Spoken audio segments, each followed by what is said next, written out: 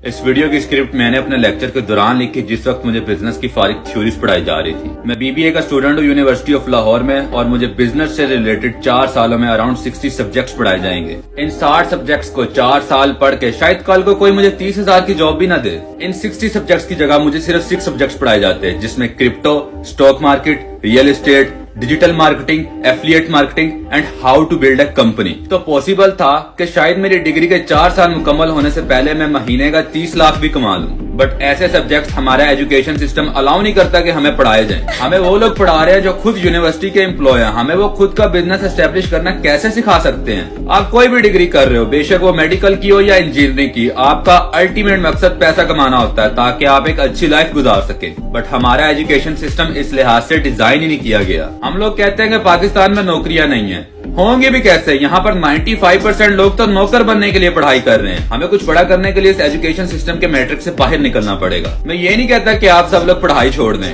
But آپ کی سب سے پروڈکٹیو ایج میں صرف ایجوکیشن حاصل کرنا یہ بے وقوفی ہے۔